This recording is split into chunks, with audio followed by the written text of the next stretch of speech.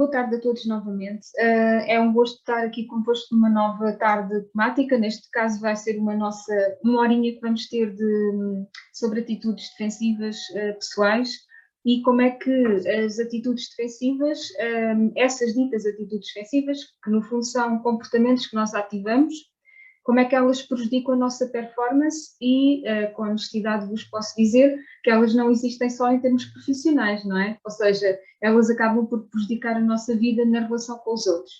Pronto, peço-vos que, tal e qual como disse o meu colega Pedro, alguma questão que queiram colocar, alguma dúvida, por favor coloquem de imediato, ou seja, não deixem para final, porque assim até vamos conseguir ter uma sessão mais interativa e eu vou conseguir possivelmente dar mais alguma informação que de outra forma não conseguiria dar e, portanto, tornar-se-ia mais monocórdico e seria mais um webinar do que propriamente uma ação propriamente de formação. Bem, mas seguindo em frente, e porque não sei até que ponto é que vocês têm o conceito, ou para vós o conceito de atitudes defensivas é claro.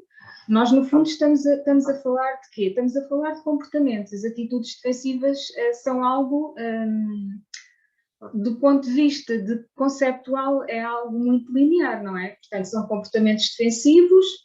Alertar-vos para que a maior parte de nós que tem, aliás, eu creio que 99,9%, por vezes, quando estamos a ativar comportamentos defensivos, a nós não nos parece, de facto.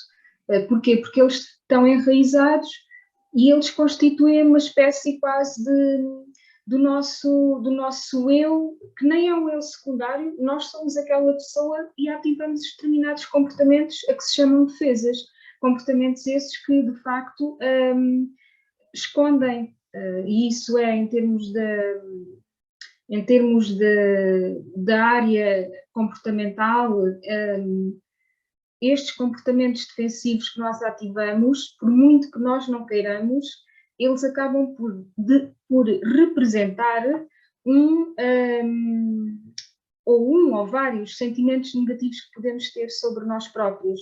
Por exemplo, o sentimento de nos sentirmos ameaçados no local de trabalho, em perigo, ou simplesmente o receio, por exemplo, de participar ativamente numa reunião com receio de dizermos algo errado, de sermos humilhados, de sermos excluídos, de sermos comparados, o medo de errar, de falhar, o medo de não sermos competentes ao nível que nós desejaríamos, ou em termos daquilo que nós achamos que o outro vai desejar vai esperar de nós, vai desejar que nós sejamos, e de facto isso leva-nos e eu às vezes questiono isso, quando estamos em inter-relação, quem é que está de facto na ação relacional? Será que é a pessoa em si, ou na maior parte das vezes será a pessoa a ativar determinados comportamentos defensivos, que no fundo são as tais defesas e que nós todos,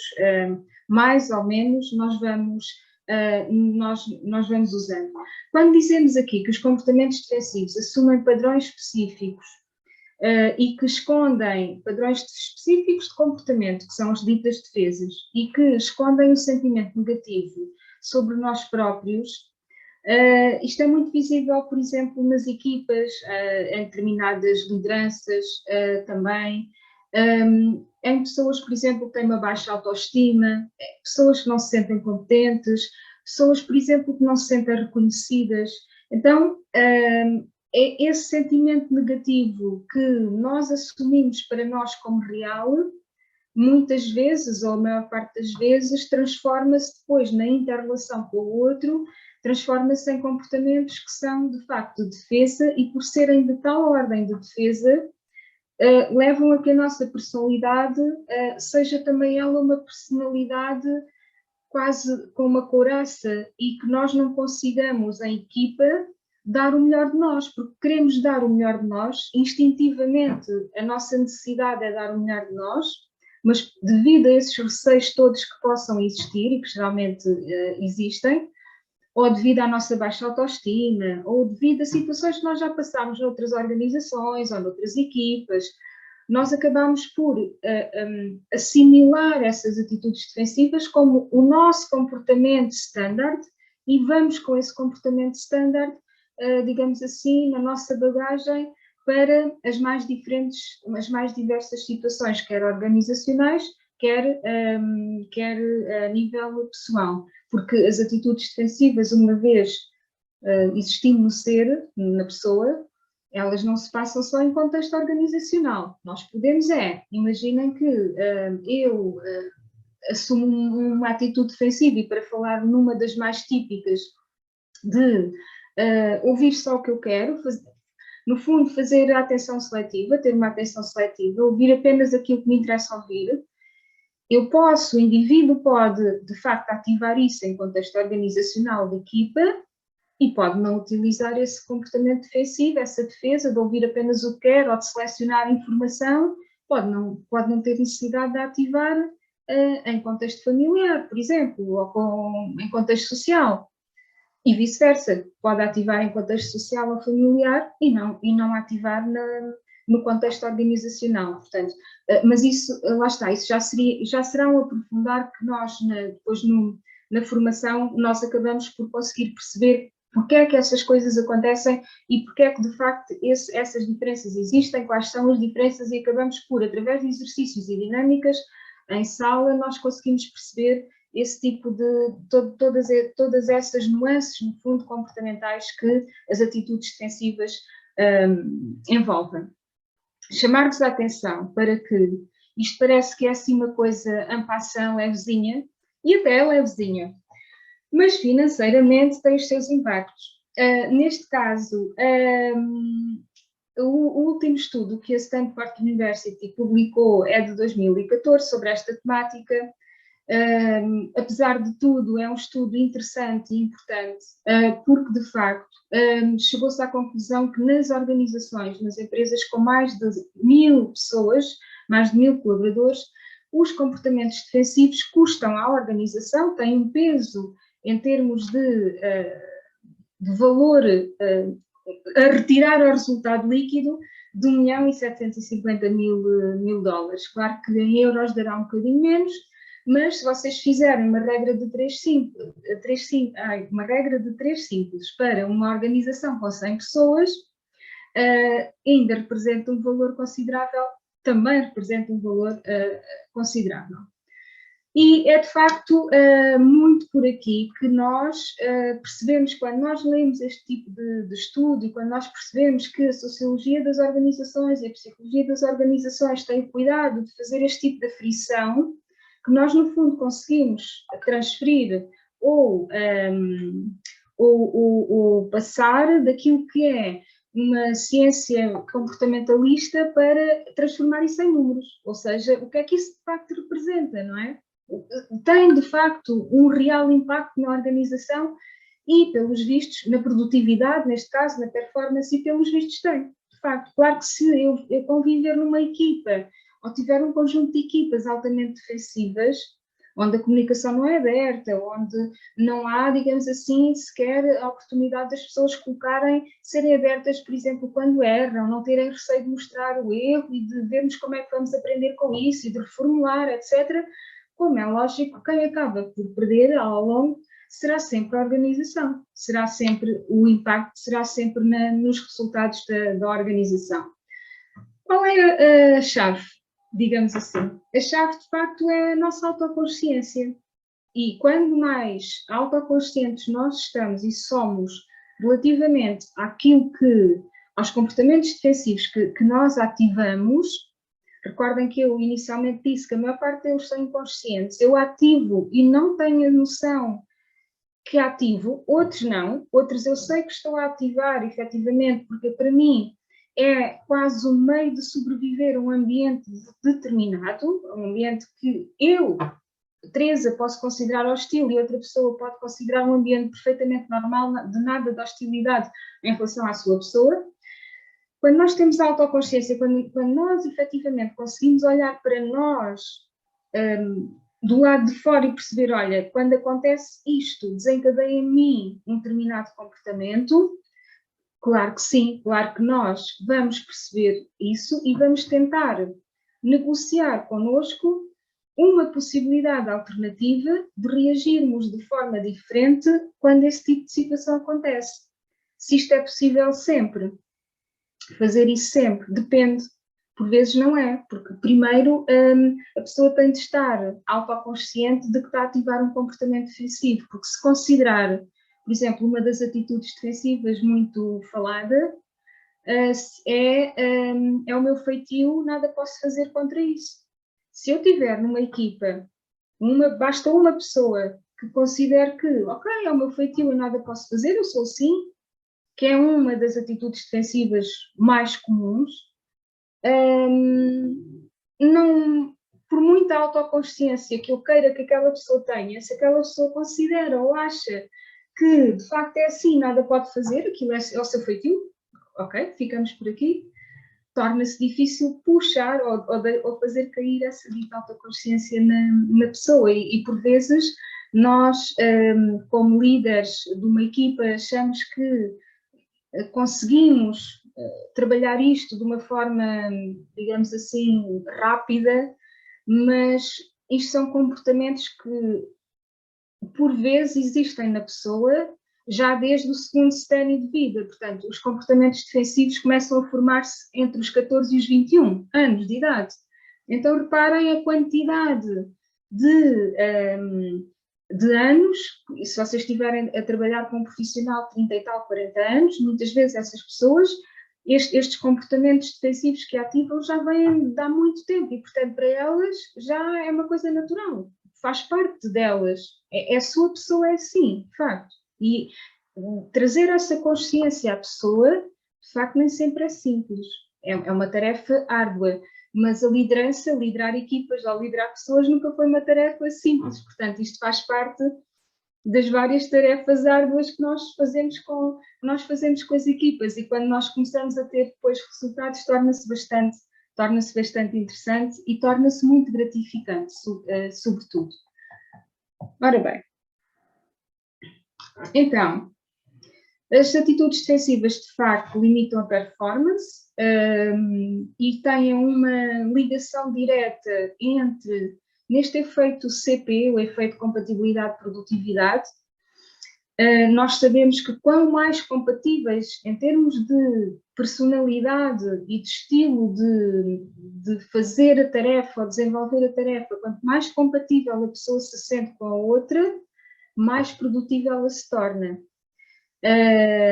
Ou seja, aqui é um bocadinho diferente, não são os opostos que se atraem. Aqui no efeito compatibilidade-produtividade, em termos de equipa, são os idênticos atraem-se. E, portanto, se eu me sentir identificada na forma de fazer, de pensar, de olhar para o problema, de resolver a questão com a minha equipa, geralmente as coisas fluem melhor e somos mais compatíveis, logo mais produtivos. Então, neste efeito compatibilidade-produtividade, quando os membros de uma equipa ativam comportamentos defensivos, o nível desta compatibilidade desce, as pessoas deixam de se identificar tanto umas com as outras, por vezes até se cria um efeito espelho, que é comportamento defensivo, atitude defensiva gera mais atitude defensiva nos outros, sendo que não é a atitude defensiva que um ativa, será outra atitude defensiva para combater essa outra, e o nível de compatibilidade desce, como vos disse, os conflitos aumentam, a comunicação não flui como deverá fluir e a performance cai. Algo que está estudado, está identificado, perfeitamente natural.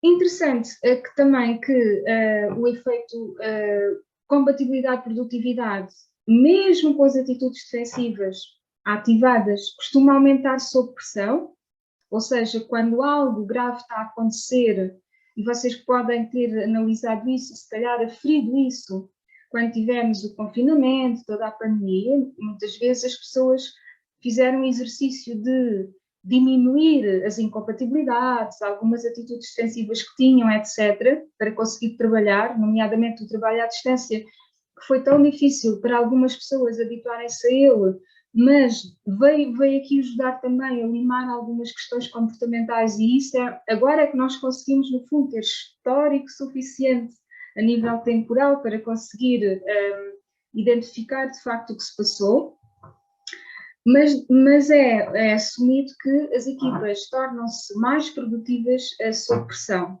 e mesmo quando estão a ativar comportamentos defensivos. Porquê? Porque cria-se uma noção de necessidade de sobrevivência, necessidade de ultrapassar o problema, que passa a ser comum. Estou a falar aqui em questões que abrangem todos, não é que houve a greve do metro e 5 pessoas da equipa, numa equipa de 25 vêm de metro e que o problema é só daquelas 5. Não, estamos a falar de problemáticas globais. E, de facto, em equipas defensivas sob pressão, se as equipas se mantêm na defensiva, se elas já não funcionam, funcionam ainda pior. Ou seja, se as equipas se recolhem dentro de muralhas quando existe pressão, se já não funcionava bem, em termos de compatibilidade, vai funcionar ainda pior. Portanto, é algo que, a nível de equipa, nós devemos dar, quer os líderes, quer... Eu não gosto muito da palavra chefe, portanto eu vou evitar falar disso dessa forma, embora toda a administração pública portuguesa, direta e indireta do Estado, fale, toda a gente fala em chefias, não é? Chefe de departamento, tudo isso, eu vou evitar, porque não me revejo nessa nomenclatura. Embora existam chefes que de facto, ou chefias que de facto conseguem ser verdadeiros líderes, portanto é uma pena que nos organogramas nós não consigamos mudar lá o chefe de divisão, não é? Pronto, não consigamos mudar essa nomenclatura, digamos que a nível de nomenclatura temos ainda uma administração pública dos anos 60, dos anos 50 e dos anos 60. Mas, de facto, é importante que quem gera equipas tenha noção de que está a gerir a equipa, está a gerir as pessoas, mas que por trás do ser humano, em cada pessoa, até em nós, que estamos a gerir a equipa, nós temos também atitudes defensivas que ativamos. Resta saber quão conscientes é que nós somos, ou não, autoconscientes, de que estamos a ativar essa atitude. E uma vez sendo autoconsciente de que estamos a ativar uma atitude defensiva, quão é que nós estamos disponíveis ou não estamos para alterar ou mudar essa atitude, ou seja, para anular, para trabalhar sobre nós. Como vocês calcularão, numa questão de liderança de equipas, a primeira pessoa a dever cuidar de si própria, este cuidar... Se calhar eu vou tirar as aspas, se calhar é mesmo cuidar. Primeira pessoa a ter que ter atenção sobre si mesma, o que sente, o que não sente, o que lhe causa desconsolo, o que a irrita, etc. O que não suporta na equipa ou nos outros, é de facto o próprio líder.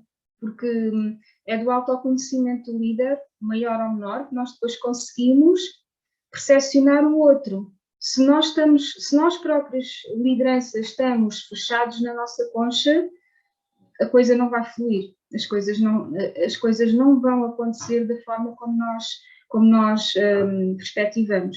Aliás, nós sabemos, a nível de tudo aquilo que existe, de estudo da problemática das organizações, sabemos perfeitamente bem que a maior parte da baixa de produtividade ou da quebra da não performance das equipas não se deve à falta de conhecimentos técnicos para a tarefa, para desempenhar a tarefa, não se deve às chamadas hard skills, mas deve-se à ausência de comportamento adequado em termos emocionais, na relação com o outro.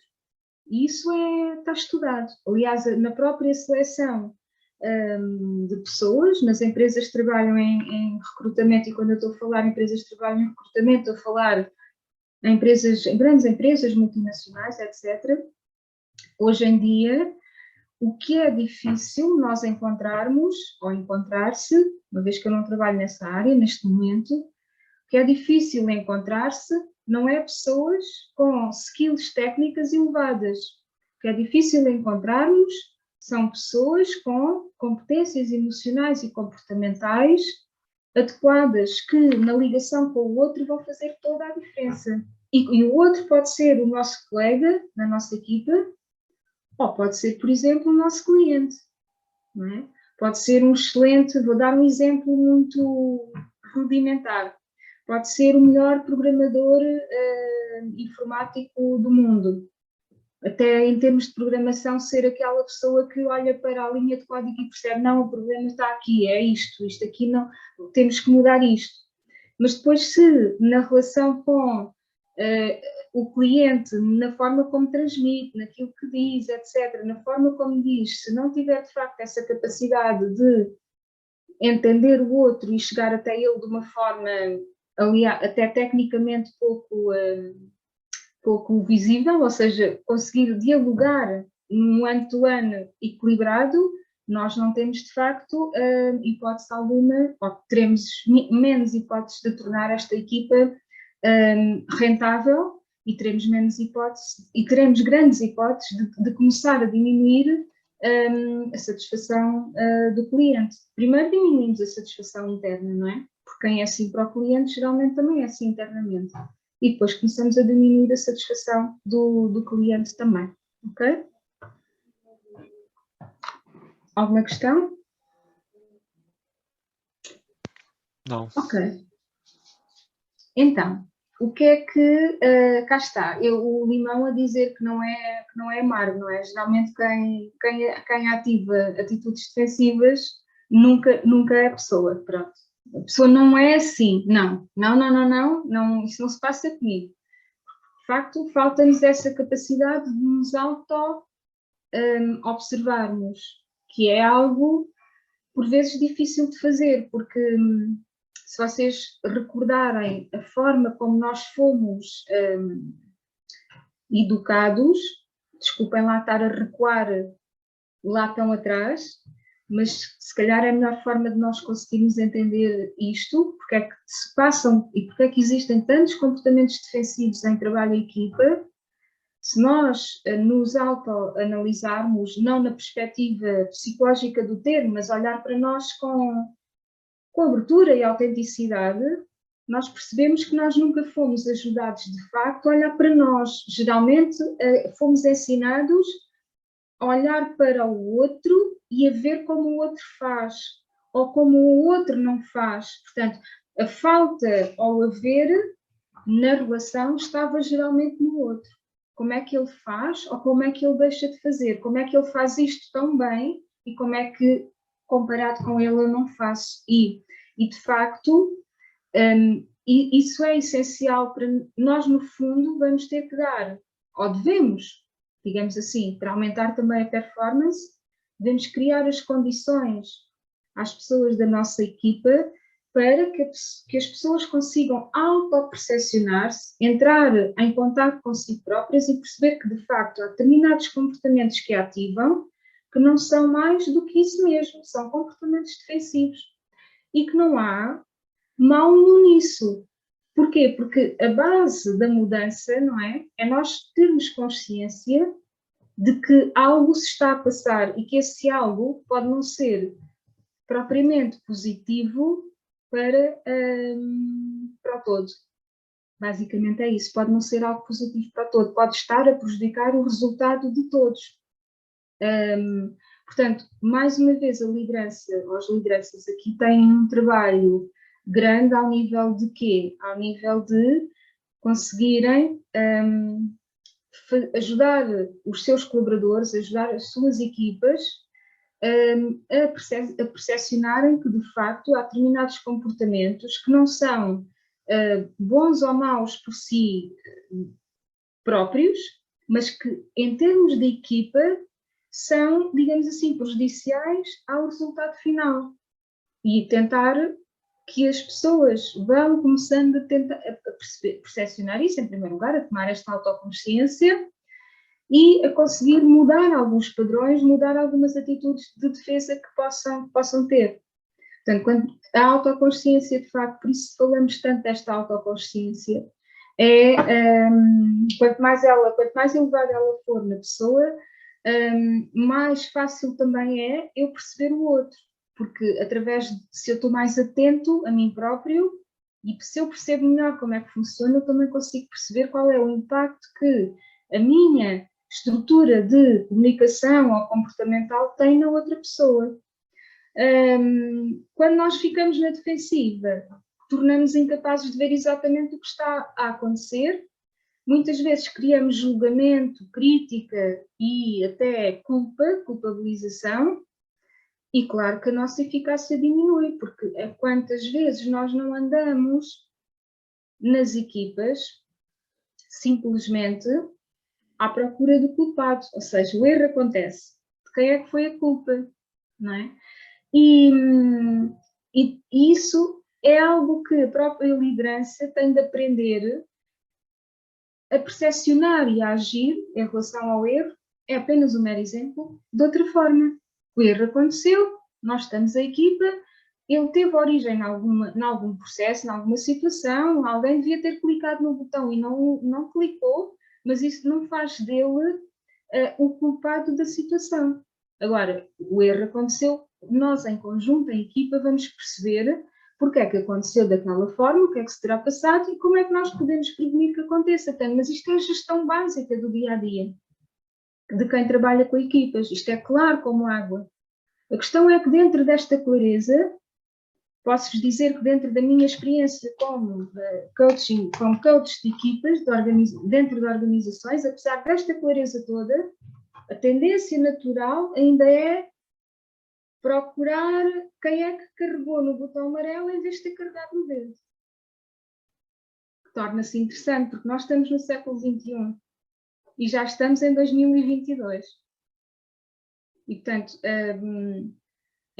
torna-se bastante desafiante e para mim, no caso, e creio que para todos que estão aqui nesta tarde serena de trabalho que nós estamos a fazer assim muito levemente, poderá ser muito interessante nós tentarmos perceber de facto se temos equipas viradas para a procura de quem errou, ou se teremos equipas mais viradas à procura de como é que nós solucionamos isto em conjunto. Como é que nós prevenimos, como é que solucionamos, o que é que se passou e como é que nós prevenimos para que isto não se volte a repetir. Isso faz uma grande diferença no dia-a-dia. Inclusivamente faz diferença em algo tão simples como os níveis de stress que as equipas enfrentam. Olhem, algo tão simples ou tão complexo como os níveis ou a quantidade de esgotamentos, ok, agora chama-se burnout, é mais chique, quantidade de esgotamentos que por vezes há nas equipas. E isso depende bastante do modo de funcionamento daquela equipa. Equipas altamente defensivas também são as equipas onde há mais agressividade a nível comportamental. Porquê? Porque eu, para me defender do outro, o outro vai ativar muitas vezes atitudes, também elas defensivas, atitudes críticas, de desprezo, de sarcasmo, que de facto, ao fim de um dia de trabalho, contam imenso.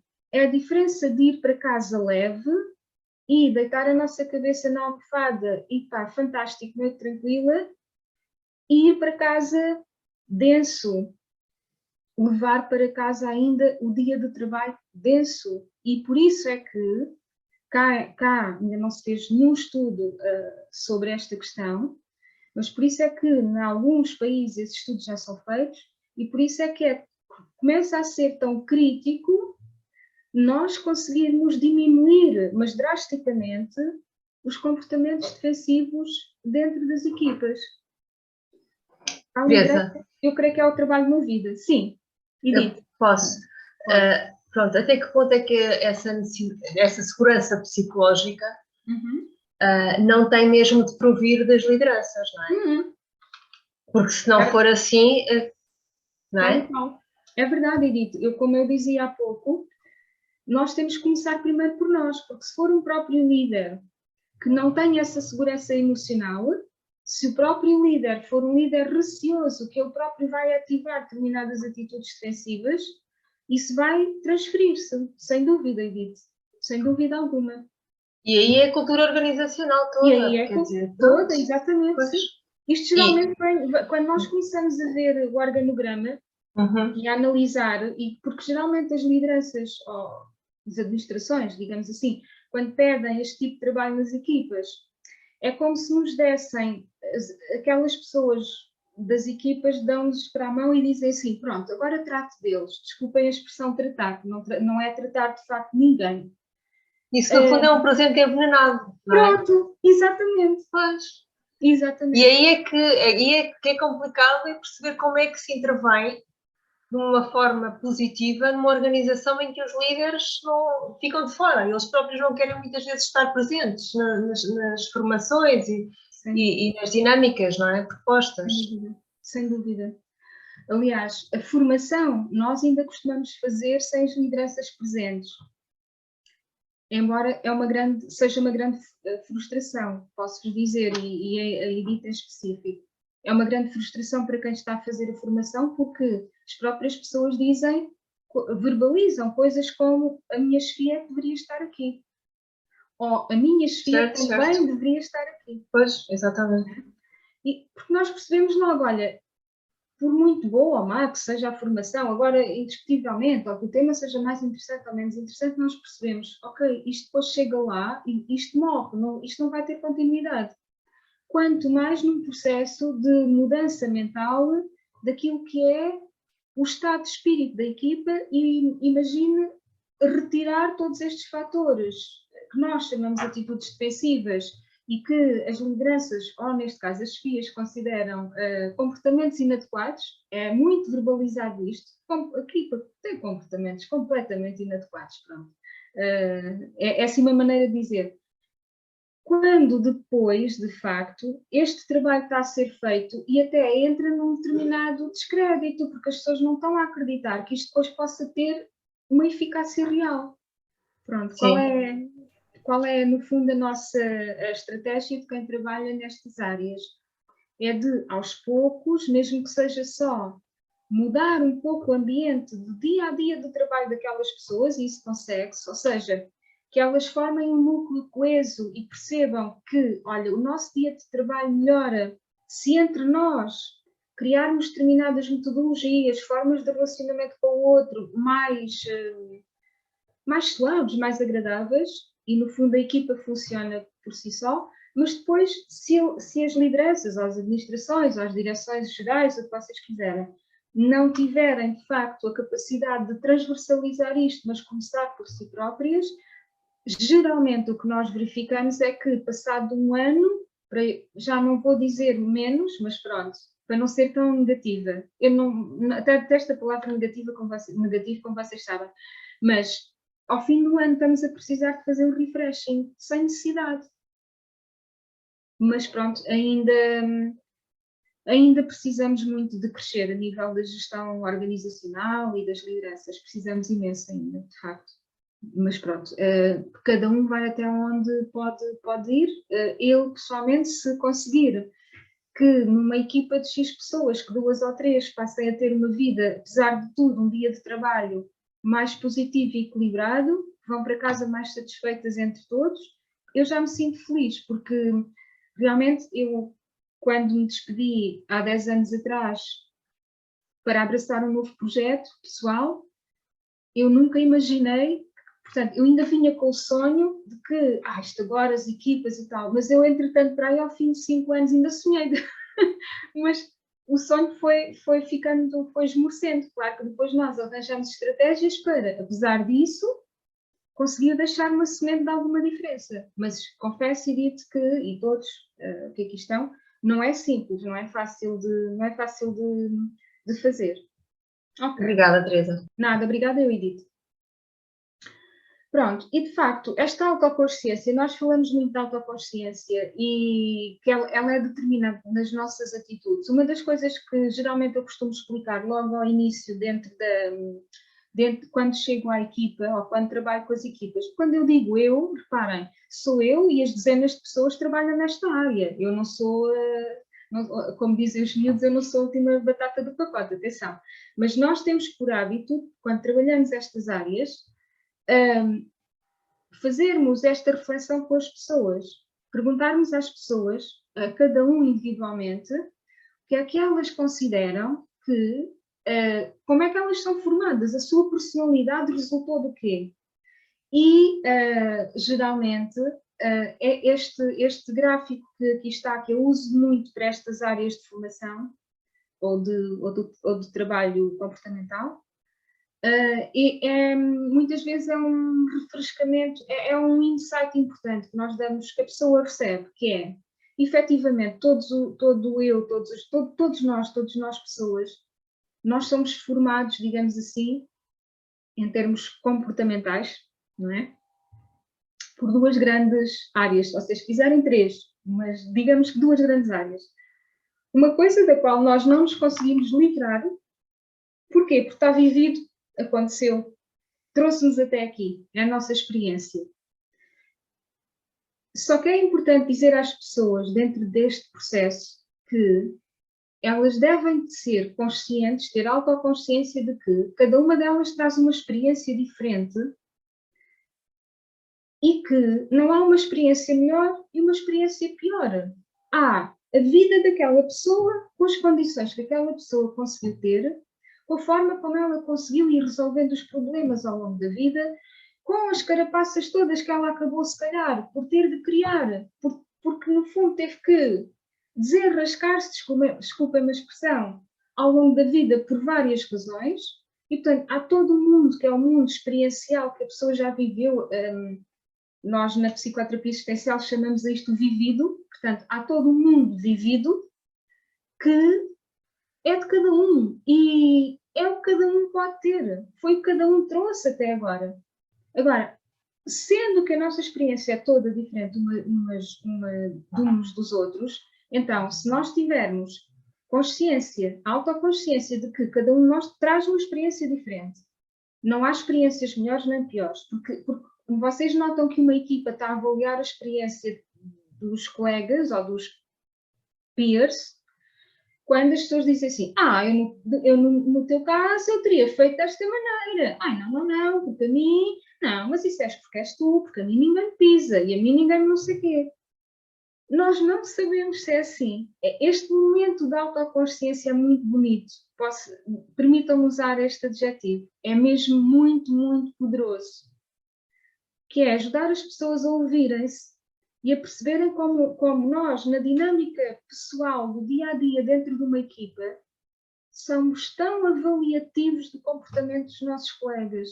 E com isso, por exemplo, imaginem que já é uma pessoa com baixa autoestima, ou uma pessoa que não confia muito nas suas capacidades a determinado nível, e que nós dizemos uma coisa desse género, isso é porque é contigo, porque eu se for lá à reunião, não, porque eu já tenho, isto aqui já bateu aqui muita chuva, muita pedra, muita coisa, eu vou lá e faço um brilharete. O outro que já tem a autoestima diminuída, ou que já considera que em termos da sua capacidade a coisa não está a 100%, houve o outro a dizer aquilo e ainda vai autoconfirmar mais que efetivamente, pronto, eu de facto posso não ser uma nulidade, mas há coisas em que eu não sou de facto bom. Ou há coisas que eu não consigo fazer. E isto é um aporte para as equipas muito, muito importante. Depois, este nosso eu, para além da nossa experiência, é formado por quê? Tem aqui uma grande área que é o nosso subconsciente, e de facto é importante dizermos às pessoas que, e depois temos a autoconsciência, e é importante dizermos às pessoas, e sem entrar em grande profundidade, porque senão tínhamos que entrar em conceitos até da mecânica da biologia do cérebro, como é que isto funciona, onde é que nós guardamos as memórias, o que é que nós ativamos, etc. Mas é importante dizermos às pessoas que, de facto, poderão haver experiências que nós passamos, eventos, tudo isso, que, por terem sido momentos tão complexos, o nosso cérebro já retirou alguns para o subconsciente, já não torna isso consciente. E alguns deles, dessas situações complicadas vividas, não é que nós as esqueçamos, nós por vezes tornamos-las mais bonitas ou tentamos torná-las, passando a fase da crise, nós tentamos apaziguar aquilo, tentamos fazer ali um apaziguamento. E nessa questão do apaziguamento há algumas coisas que nós pensamos, não, eu já nem penso nisto. A questão é que nós podemos não pensar em termos conscientes, mas quando há um problema na equipa, ou com a liderança, ou o que seja, por vezes isso salta cá para fora, porque de facto nós depois não dominamos esses. A inteligência emocional fala disso em termos de os assaltos, a inundação emocional. Nós, por vezes, não conseguimos prever ou prevenir a inundação emocional. E inundamos mesmo.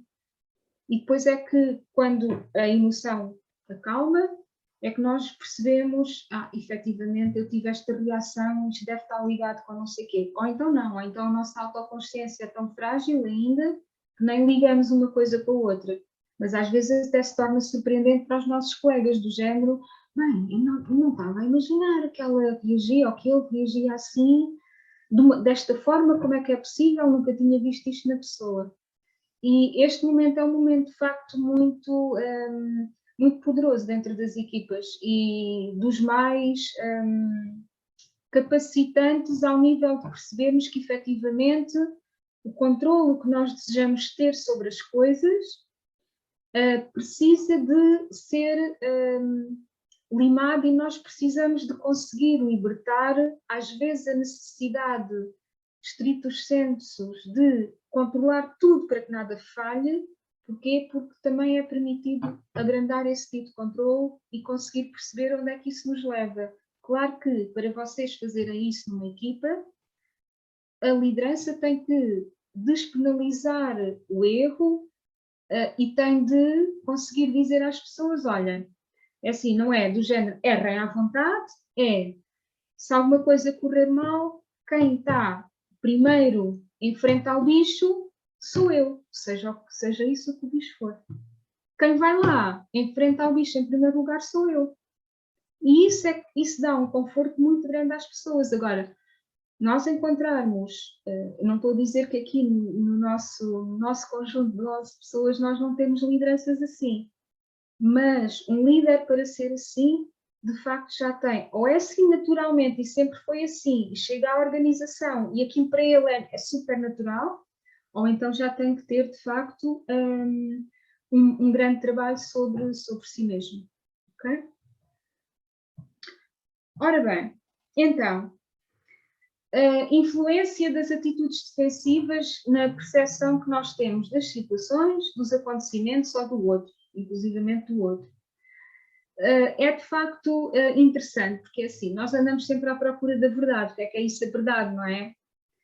E a verdade, faço o pleonasmo, é que a verdade é algo, pronto, é como a interpretação, sabem? Quando nós lemos um livro ou uma notícia e cada um interpreta de acordo com o quê? Lá está, de acordo com a sua experiência e de acordo com aquilo que a sua consciência lhe diz. Então, de facto, nesta questão das atitudes defensivas de pessoais, elas interferem imenso na percepção. Porquê? Porque uma coisa é o que nós dizemos, verbalizamos, ou até muitas vezes não verbalizamos, porque há aqui também a linguagem não verbal no meio disto, não é? Outra coisa é o que o outro ouviu daquilo que nós dissemos. E outra coisa ainda diferente, que é um nível mais profundo, mas também mais imediatista, é o que o outro percepcionou. E o que nós verificamos, e depois há exercícios interessantes que se podem fazer sobre isto, que nós treinamos fazer, que é interessante, é que existe, em 90 e tal % das situações, uma ligação direta entre o que nós dizemos e aquilo que o outro percepcionou. É como se ele nem tivesse ouvido. Nós dizemos e ele conclui. E ele conclui já sem ouvir exatamente. Ou seja, falta aqui esta questão do ouvir atentamente. E claro que as atitudes defensivas implicam e determinam e de que maneira a vertente de comunicação dentro de uma equipa. E, efetivamente, assim é. Aliás, a maior parte delas são expressas através de comportamentos comunicacionais que nós depois identificamos. Existem até hoje estudadas 36 atitudes defensivas que o ser humano pode ativar. 36. Pronto, eu espero ser muito velhinha, viver, aliás, muitos anos, que é para ainda ver que novas atitudes defensivas é que ainda vão surgir e, sobretudo, que atitudes daquelas é que nós vamos conseguir eliminar dentro das equipas e das organizações. Mas essas 36, porque estamos aqui, pronto, tive que fazer, nós estamos aqui só neste bocadinho, não é? Essas 36 são trabalhadas na formação, aqui nós nem sequer teríamos tempo de fazer aqui um trabalho aprofundado, porque na formação o que é que nós vamos ver? Nós vamos identificar a atitude defensiva, primeiro de nós próprios, identificamos como, dizendo utilizo ou não utilizo.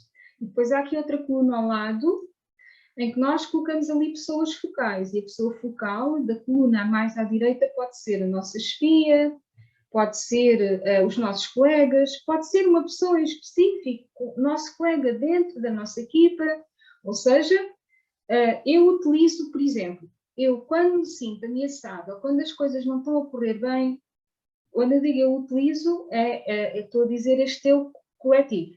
Imagina que perder o sentido do humor, utilizo. Ok, eu tenho consciência que sim. Eu perco o sentido do humor quando entro na defensiva. Se tivéssemos aqui a dita coluna que nós costumamos trabalhar, nós podíamos perguntar assim, então, e a minha liderança? O que é que acontece? Eu vejo a perder o sentido do humor, e os meus colegas, como é que é? E eu comparado com os meus colegas? Porque, reparem, uma coisa é uma pessoa numa equipa de 20 ou 30 perder o sentido do humor. Agora, reparem, numa equipa de 30, metade perdem o sentido do humor quando algo não está a correr bem. E se juntarmos a isso, por exemplo, sentir-se ofendido, já temos aqui, a questão é que dentro daquelas 36, chegam a haver situações de pessoas que assinalam pelo menos metade. É mau? Não, é apenas, olhem, é apenas bom porque temos muito material para trabalhar. Mas tem aqui algumas atitudes defensivas que são das mais características. Perder o sentido do humor, sentir-se ofendido, ficarmos com tensões físicas, que é preciso estar atento a isso, porque uma coisa é nós efetivamente já estarmos, sei lá, fomos fazer uma aula qualquer, ou correr, ou o que seja, e temos os músculos doridos. Outra coisa é haver tensões físicas nos nossos músculos, etc., que não tem nada a ver com isso. Onde é que isso surge, não é? Portanto, as emoções também criam tensão física a nível do corpo. Perder as capacidades intelectuais, de repente a gente quer falar, queremos dizer, queremos verbalizar e parece que se foi tudo. O nosso cérebro está a fazer o quê? O nosso cérebro efetivamente está a criar um processo defensivo para, antes que digas alguma coisa que não tens a certeza, eu próprio bloqueio o acesso à informação. Querer ter a última palavra, no fundo isto aqui é alguma teimosia, aqui assim, não é? Inundar com informação para reforçar um argumento, dar lições ao pregar. Este dar lições ao pregar é o tal que diz: se fosse eu teria feito desta maneira. O que é com esse indivíduo que faz não sei o quê, não sei o quê? Isto era a primeira vez que ele vinha, era a última vez que ele vinha. Que eu fazia assim, eu fazia assado. Ou tu devias ter feito assim, porque tu é... Pronto. Representar o papel do coitadinho, portanto, aqui e nas equipas existem algumas pessoas que entram na vitimização quando as coisas correm mal, e quando entram nesse processo de vitimização, geralmente, quando esta atitude defensiva é mais forte na pessoa, a pessoa nem admite que a ajudem, porque tudo aquilo que nós fazemos e todas as sugestões que nós damos para que a pessoa saia do papel do coitadinho e da vitimização, a pessoa vai contrariar. Não, mas eu não posso fazer isso mas há sempre um mas, eu até podia fazer, então, porquê? Porque no fundo, se eu estiver permanentemente a representar este papel de vítima ou de não ceder, pois eu não tenho culpa, o que é que eu posso fazer mais? ele acaba por, ninguém me dá informação, eu tenho que ir sempre à procura, ninguém me dá informação suficiente. Ele acaba por, no fundo, estas pessoas acabam, no fundo, por não avançar, porque têm sempre uma razão que, na lógica delas, dentro do seu processo de autoconsciência, é uma razão plenamente válida para não avançar com determinado processo.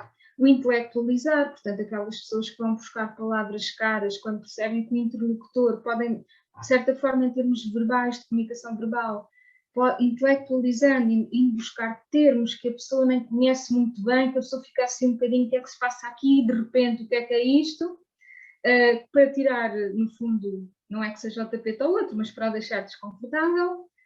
O tal retirar-se em silêncio absoluto, o sarcasmo, que é muito comum às vezes em algumas equipas, e as pessoas entendem o sarcasmo como, eu até brinco imenso, eu sou bem disposto aqui do sítio. A questão é que o sarcasmo tem que se liga, não é? O tal é o meu feitio, eu nada posso fazer.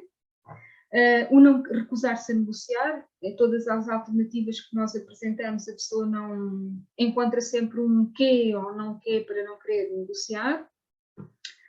Sentir-se subitamente cansado ou com sono, esta é outra atitude defensiva que nós nem damos por isso, simplesmente é o nosso cérebro, ainda reptiliano, vejam bem, e ainda dizem que ele não faz falta. Faz falta sim, senhor, porque é o nosso cérebro reptiliano que ativa as tensões físicas do nosso corpo, ativa o sentir subitamente cansado ou com sono e ativa uma outra que aqui está, que é perder as capacidades intelectuais. Ele vem à nossa defesa. Claro que se eu de repente estou cansada e com sono, já não estou disponível para a reunião, já digo, dá para adiar para amanhã, agora não me dá jeito nenhum, entretanto marcaram aqui uma coisa que eu tenho que ir mesmo, senão não sei o quê. Isso é interessante perceber. E a tal surdez seletiva, não é? Que nós, no fundo, esta surdez seletiva, para quem a ativa, dá também bastante jeito, porque podemos sempre lá à frente dizer, mas eu não percebi isso assim dessa maneira. Atenção que quando eu estou a ativar surdez seletiva, geralmente não estou consciente, não, agora vou ativar surdez seletiva, não estamos conscientes disso. Portanto, isto faz tudo parte de processos que alguns não, a maioria deles, são processos inconscientes, ok? Mas é muito dentro da formação que nós ministramos, fazemos. Claro que depois, dentro da formação, este aqui tem o utilizo e depois tem as pessoas focais que nós queremos analisar, isto depois tem outras dinâmicas, mas basicamente o que é que nós vamos retirar daqui? Vamos fazer o autodiagnóstico das nossas atitudes defensivas pessoais, e depois vamos, no fundo, tentar criar um plano de mudança pessoal, quer para nós, ou então pensarmos na equipa, porque se for um líder, ele vai se colocar a si como elemento focal e vai tentar perceber, em termos de atitudes das 36, ali só estão 15, em termos de atitudes defensivas, ele vai tentar percepcionar a sua equipa e perceber quais daquelas atitudes das 36 é que a equipa mais apresenta. E acaba pode construir um plano de autoconsciência e de mudança destas atitudes defensivas. Portanto, o que é que eu quero mudar e o que é que eu vou fazer para mudar? Uma das questões base deste processo todo é que, efetivamente, as pessoas só mudam depois de estarem autoconscientes de que estão a ativar estas atitudes, algumas delas, e, segundo aspecto, têm de querer. Isto é a velha questão de nós acharmos que podemos mudar o outro, não é? Efetivamente não podemos, a pessoa tem de querer.